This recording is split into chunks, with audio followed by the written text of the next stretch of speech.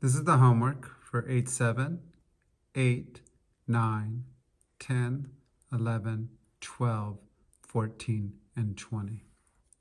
Problem 8-7, write the multiplier for each increase or decrease described. So 25% increase. So if your original amount is 100% of that, you can write that as 1.0 as a decimal. So since it's increasing, it's going to be more than 100% of its original value. So you're going to add the increase of 25%, and you can write that as a decimal 0.25. And when we add those two together, you have 125%, or as a decimal, 1.25. So a 25% increase equals 1.25 as a multiplier. Problem B is going to be an 18% decrease. So you know it's going to be less than 100% of its original. So here's the original amount, 100%. Write that as a decimal, 1.00. And it's going to be a decrease, so you're going to be subtracting from the original amount. So 100%, and it's an 18% decrease as a decimal, 0.18. We subtract those two, and we get 82%, or 0.82 as a decimal. So an 18% decrease equals 82 hundredths as a multiplier.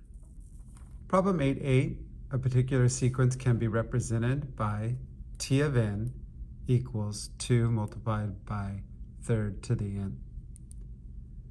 So part A, write t of 1, t of 2, and t of 3. So t of 1, if n has a value of 1, follow order of operations, GEMDAS. We can't multiply before we do exponents. So 3 to the first power is 3. 2 times 3 is 6. So t of 1 equals 6. T of 2, if n equals 2, again, order of operations, 3 squared is 3 times 3, which is 9. 2 times 9 is 18. And then t of 3, if n equals 3, we have 3 to the third power. 3 times 3 is 9, times 3 is 27. 2 times 27 equals 54, so t of 3 is 54. So t of 1 equals 6, t of 2 equals 18, and t of 3 equals 54. Part B, graph the sequence and what is the domain. So here's t of 1. T of 1 is 6, t of 2 is 18, and t of 3 is 54. And the domain will be all positive integers. We can't get a negative value, so we only need this first quadrant. And as the n value increases, it's going to increase towards the positive x values. And remember, domain are the x values, range are the y values. So it's just going to keep increasing on the x. For part C, we're going to graph the function f of x equals 2 times third to the x. And so if we go ahead and give x the same values as we did for n, so we do f of, for part A, f of 1, so this is a function now. 3 to the first power is 3, 2 times 3 is 6. 3 squared for f of 2 equals 9, 2 times 9 is 18. And you can see that these are the same values. So if we did 3 to the third power, we would get 27 multiplied by 2 is 54. And that's the same values that we had in the sequence. But the difference between a sequence and a function, so the two graphs will have the same shape, but the sequence is discrete.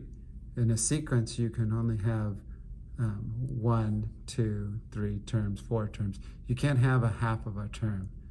But for a function, it would be continuous, because in a function, you can put in 0.5 or 3 7/75 for the value of x. Problem 8.9, solve the equation for the indicated variable. So for A, we're going to solve for x. So we want to isolate x, get it by itself by doing inverse properties. So inverse property of addition is subtraction. Created a zero pair. These are not like terms, so we can't combine them. So we get y minus 2. This is multiplication. Inverse property of multiplication is division. We're going to divide by 3 because that creates the giant 1. And what you do to one side, you do to the other. And so we get y minus 2 divided by 3.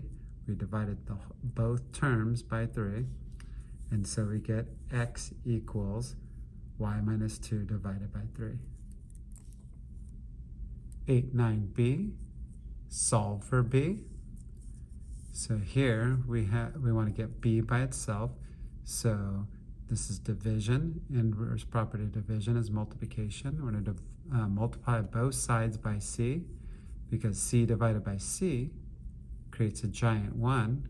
1 multiplied by b equals b. And then we have c multiplied by a.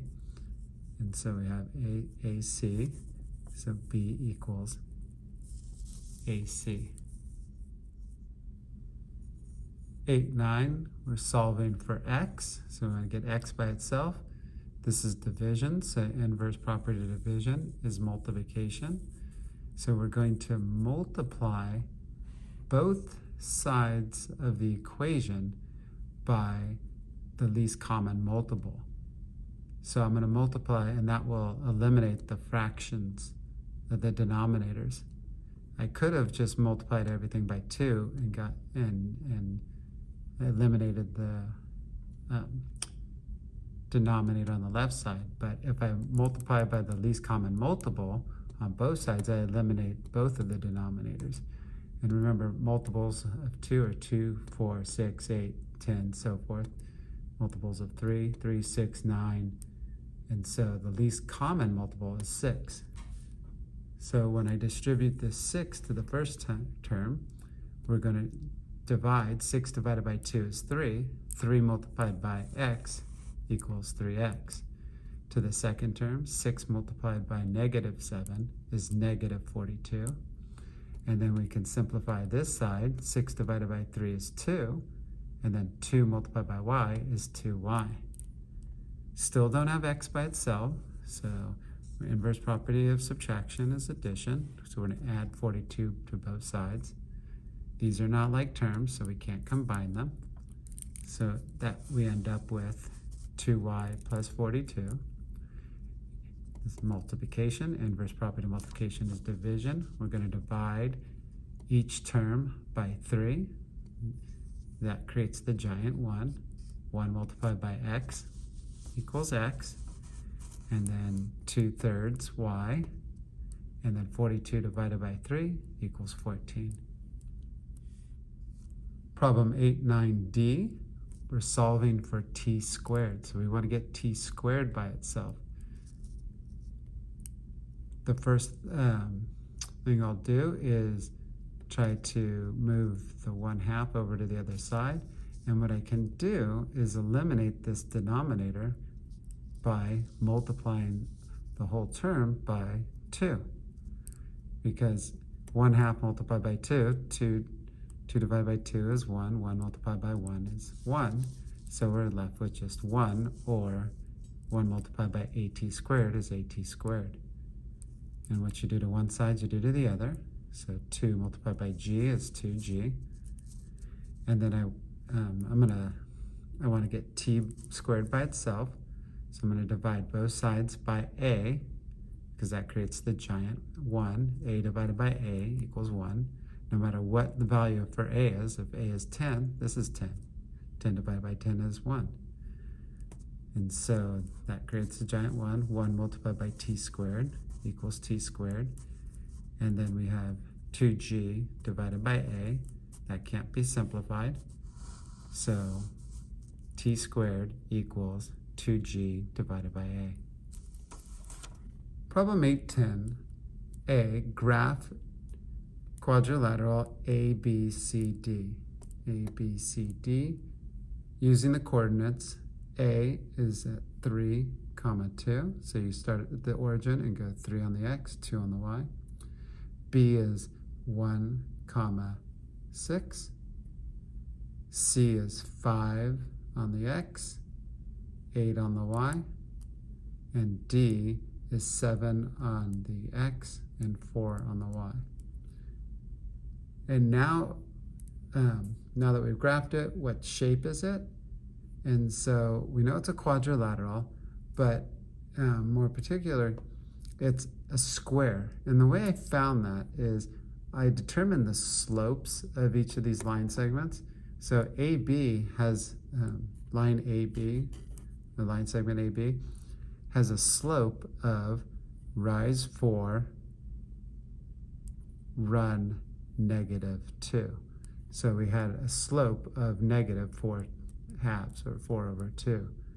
And line segment CD has a slope of rise 4, run -2. So these have the same slope. Since they have the same slope, they're parallel. And they also have the same length. They both have the same length.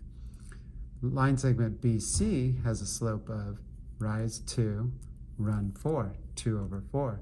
And line segment AD, 2 over 4. These are also parallel. So if we have each side has the same length and the adjacent sides are perpendicular, well, since these are parallel and these are parallel or perpendicular to each other, because they're perpendicular because they have opposite, the slopes are opposite reciprocals. So opposite of a negative is a positive, and the reciprocal of 4 halves is 2/4. So we know that these are perpendicular lines. So their opposite sides are parallel, adjacent sides are perpendicular. So quadrilateral ABCD is a square. Part B, we need to rotate quadrilateral ABCD 180 degrees about the origin to create ABCD prime. So since I'm going 180 degrees rotating, it doesn't matter if I go clockwise or counterclockwise because it'll end up in the same quadrant. And so I know 180 degrees will end up in the opposite quadrant over here. And what you can do is rotate. So I'm rotating 90 degrees clockwise, and here's 180 degrees clockwise. And I will take these, this is where my rotated image will be, and I can take all of these coordinates. So I treat this as -3 now, so -3, -2. And then I can rotate it back, and A prime is going to be at -3, 2. And I would do that for each of the points of my original image, and go ahead and plot the new points, A prime, B prime, C, and D prime. And the second part of B, it says name the coordinates of points C and D. So here's point C. It's at -5, -8. The next part of B is I need to reflect ABCD over ABCD prime over the x-axis. So I'm going to flip it over to the other side of the x-axis. And here's A prime, and A prime is 2 units from the x-axis, so it's going to be 2 units up for A double prime. B is 6 units down, so B double prime is going to be 6 units up. C prime is 8 units down, -8. C double prime, +8. D prime is -4 units. D double prime, positive 4 units. And here's my quadrilateral ABCD double prime. For part C, what is the area and perimeter of ABCD? So here I'm showing finding the length of the side. And it doesn't matter if I do ABCD or ABCD prime or double prime. We didn't change the shape of it. So I need to find the length of this in order to find the perimeter. That's the length of the 4 sides. And the area is length multiplied by width. So in order to do that, I know that coming down 2 and going over 4, this creates a right angle. And I'm going to use Pythagorean theorem to find the length of this side. So remember, Pythagorean theorem is a squared plus b squared equals c squared. The sum of the legs equals the hypotenuse. So I have 2 squared, length of 4 squared equals the hypotenuse squared. So 2 squared is 4 squared is 16, 4 plus 16 is 20.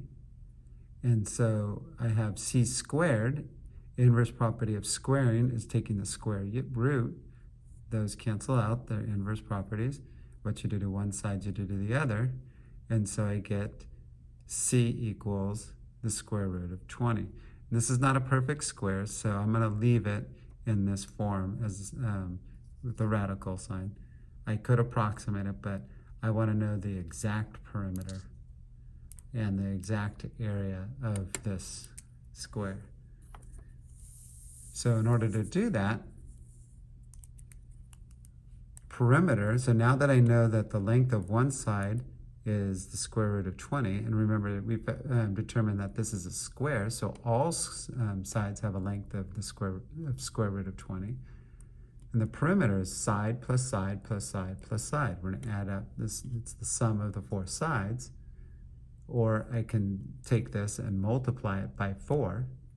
And when I put this in the calculator, if I do 4 multiplied by the square root of 20, I get approximately 17.9 units. This is the exact perimeter. This is an approximate perimeter.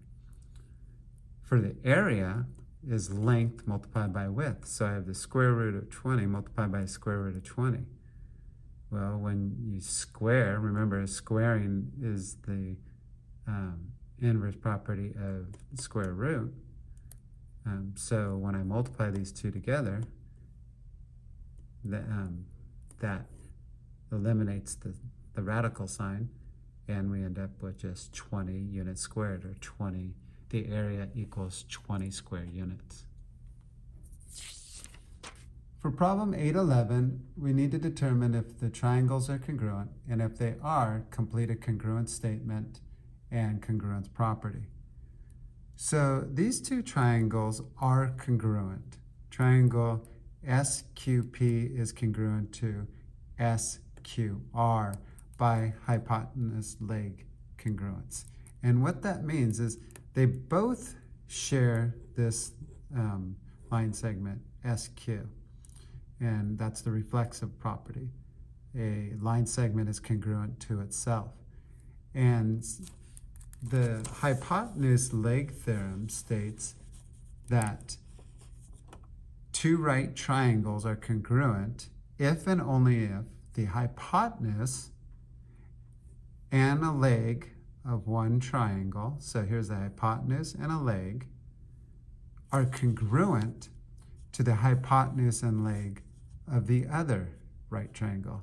So here, hypotenuse and a leg, they share the same leg. We talked about that reflexive property. And this indicates that they both have the same length, the hypotenuse. So these two triangles are congruent by hypotenuse leg congruence. 811b, triangle EDG is congruent to GFE by angle-side angle congruence. They share this line or side by reflexive property. These two angles indicate they have one arc each. These are congruent, and these two angles congruent. So we have angle, side angle, pink, orange, yellow. Angle, side angle, pink, orange, yellow. Or you'd say two arcs, side, one arc, two arcs, same side, one arc. For C, triangle ABC is congruent to triangle DEF by side, side, side congruence. Here we have line segment AB is 7 and DE is 7, so these sides are congruent. Line segment BC and EF are both 6. Those are congruent. And then we need to determine if this side, AC, is congruent to FD. Well, if they both share this pink segment, which we don't know the length of it, but they both share it, and then the remaining part of this line segment is 3, and the remaining part of this line segment is 3, then we know that orange and pink is congruent to orange and pink. So we know that this side, DF and AC, have the same length. So it's congruent by side, side, side congruence. 8.12, we need to solve the system for M and B. And so we could use equal values methods, substitution methods, elimination method to determine the values for M and B.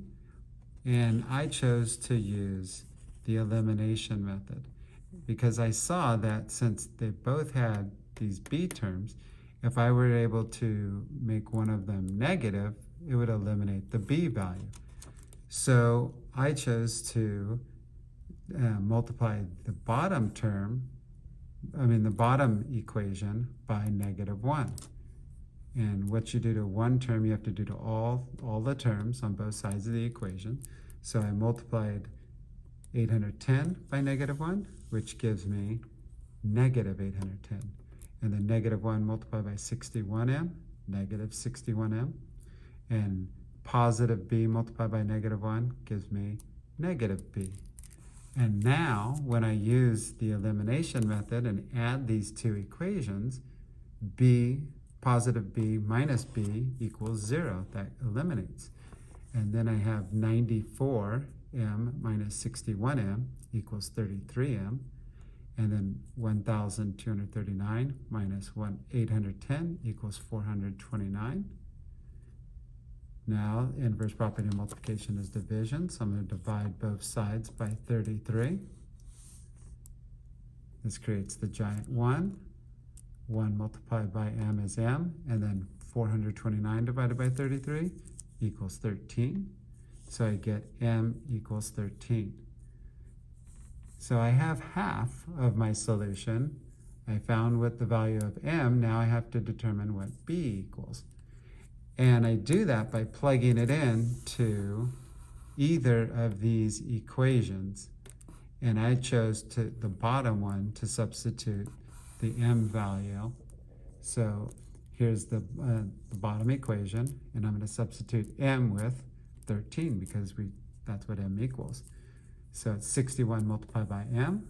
So now we have 61 multiplied by 13, which equals 793. Get b by itself by inverse properties. So inverse property of addition is subtraction. Creates a 0 pair. What you do to one side, you do to the other. So 810 minus 793 equals 17. So we get b equals 17. So the solution to this system is 17 and 13.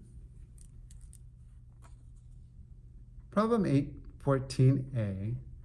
We need to sketch a general graph of the function y equals bx. But for a, b is a number larger or greater than 1. So if I go ahead and put in values for B, and I just chose 2 because that's greater than 1. And I'm going to go ahead and put in values for x. So if I said x is 0, any number raised to the 0 power is going to be 1. So 2 to the 0 power is 1. So y equals 1. Then I chose x equals 4. 2 to the 4th power is 16. And then I chose a negative number, and I chose negative 2. And 2 to the negative 2nd power, we'd take the reciprocal of that and made it positive, which is 2 in the denominator now. 2 to the 2nd power is 4, so we get y equals 1/4. And if I were to plot those points, if when x equals 0, y equals 1. And then if if x is 4, y is 16, so it'll be, you can see that it's increasing exponentially. And then if x is negative 2, y equals 1/4. And I just do a general sketch of what this looks like. So you can see that if b is a positive value, we start out very close to the x. As you go negatively on the x-axis, it gets closer to the x-axis. The curve gets closer to the x-axis. As we go positively on the x-axis, it increases rapidly.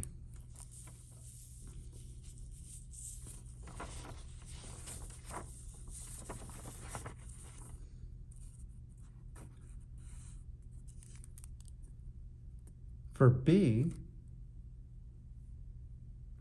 is a number between 0 and 1. And so I chose a number between 0 and 1, which is 1/2. And I used the same values as I did for a. For x, 1/2 to the 0 power is 1. 1/2 to the 4th power is 1/16. And 1/2 to the negative 2. Take the reciprocal of that, and you get 2 squared, which equals 4. And I just went ahead and plotted those 3 points. And you can see that the curve is now increasing as you go negatively on the x-axis. The y values are increasing. And as you go positively on the x-axis, it's decreasing. So we're getting the opposite effect of what we had in the previous problem. Part C, for part C, b is equal to 1. So our base is 1, and our exponent, I chose the same values. 1 to the 0 power is 1, 1 to the 4th power is 1, 1 to the negative 2nd power, take the reciprocal of that, and you get 1 to the 2nd power in the denominator, which equals 1, and 1 divided by 1 is 1. So it doesn't matter what value you put in for the exponent, you put in for x, you're getting a y value of 1. And that's what this looks like. So no matter what the x value is, the y value is going to be 1. If x is positive 5, x is going to be 1. Problem 820. What are 3 consecutive integers whose sum is 138? Well, remember, integers, think of whole numbers and their opposites. So you have 0, 1, 2, 3, 4, and so forth, and their opposites, -1, -2, -3, and so forth. So 3 consecutive integers are in a row. For example, 3, 4, 5 are 3 consecutive integers. They're in a row. I didn't skip. I didn't go 3, 6, 9. They're in a row. But their sum has to be 138. Well, the sum of these 3 integers equals 12. So these are not the 3 consecutive integers. So what I can do is I know that if I call the first integer, which I don't know what it is x, and then the second integer I'm going to add to it is x plus 1, because look at our example, if x was 3, then you would have 3 plus 1 to get 4. And then the third integer is x, what we started with, is plus 2, because it's the, we did 2 more integers after that, so we added them. And so now we can simplify this. We have x plus 1 and x plus 2. Combine like terms, x plus x equals 3x. And then 1 plus 2 equals 3. And now we solve for x, and we get inverse property of addition and subtraction, created the 0 pair. 138 minus 3 equals 135. Inverse property of multiplication is division, so we're going to divide both sides by 3, created the giant 1. 1 multiplied by x equals x. 135 divided by 3 equals 45. So we know that x equals 45. And then the next consecutive integer, we just add to it, which is 46. And then we add x plus 2. 45 plus 2 is 47. So our 3 consecutive integers, 45, 46, 47, have a sum of 138.